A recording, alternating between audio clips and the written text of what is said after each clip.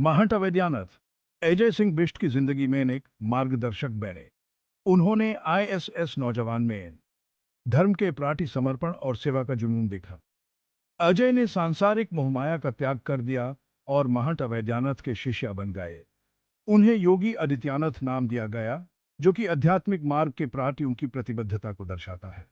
उनके दिन प्रार्थना, ध्यान और हिंदू स्क्रिप्चर्स के अध्ययन में बीतने लगे। वो नाथ संप्रदाय की शिक्षाओं में खुद को ढालने लगे, जिसका जोर समाज सेवा और आध्यात्मिक विकास पर था।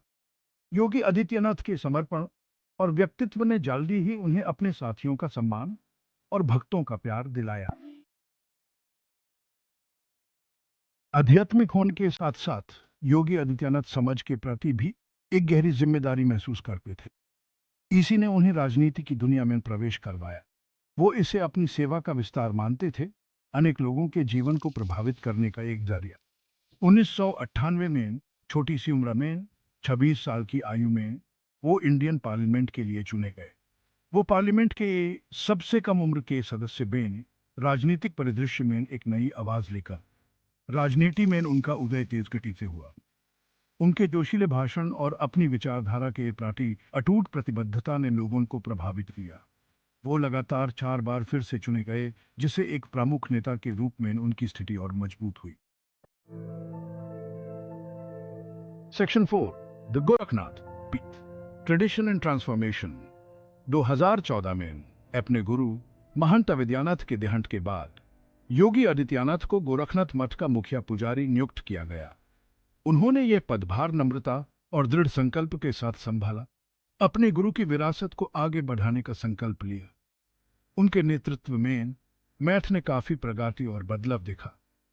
उन्होंने अनेक समाज कल्याण के कार्यक्रम शुरू किए, जिसका ध्यान शिक्षा, स्वास्थ्य सेवा और पिछड़े वर्ग के उत्थान पर था। वो हिंदू संस्कृति और परंपराओं के संरक्षण के लिए एक मजबूत पैरोकार बन रहे। एक मजबूत और जीवंत समाज के निर्माण में उनके महत्व पर विश्वास करते हुए। Section 5, chief minister of Uttar Pradesh, a new era.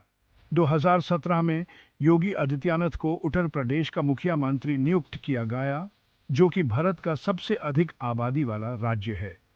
उनकी नियुक्ति ने भारतीय राजनीति में एक महत्वपूर्ण मोड़ लिया। वो अपने साथ एक धार्मिक नेता, एक सांसद और एक सामाजिक कार्यकर्ता के रूप में अपना अनुभव लेकर आए। मुखिया मंत्री के रूप में उन्होंने कानून व्यवस्था, इंफ्रास्ट्रक्चर डेवलपमेंट और राज्य की अर्थव्यवस्था को बेहतर बनाने पर ध्यान केंद्रित किया। उन्होंने महिलाओं, किसानों और युवाओं को सशक्त बनाने के उद्देश्य से अनेक कल्याणकारी योजनाएं शुरू की। उनके कार्यकाल की प्रशंसा और आलोचना दोनों हुई है, जो एक विकसित और समृद्ध उत्तर प्रदेश के लिए अपनी विचारधारा और दृष्टिकोण के प्रति उनकी अटूट प्रतिबद्धता को दर्शाता है। Section 6, A legacy of determination and service. Himalaya की तलहटी से सट्टा के गलियारों तक का योगी आदित्यनाथ का सफर उनके अटूट दृढ़ संकल्प और प्रतिबद्धता का प्रमाण है। वो एक ऐसी शख्सियत है जिनको आसानी से परिभाषित नहीं किया जा सकता। वो एक आध्यात्मिक नेता है जिन्होंने राजनीति को अपनाया, एक परंपरावादी है जो विकास के पक्षधर है। उनकी जीवन गाथा एक प्रेरणा है, एक याद दिलाता है कि समर्पण और दृढ़ता से कोई भी बाधा को पार कर सकता है और बुलंदियों को प्राप्त कर सकता है। चाहे कोई उनकी राजनीति से सहमत हो या ना हो, लेकिन समकालीन भारत पर उनके प्रभाव को नकारा नहीं जा सकता। वो एक शक्तिशाली आवाज बने हुए है, 21वीं सदी में धर्म, पहचान और शासन पर चर्चा को आकार दे रहे हैं।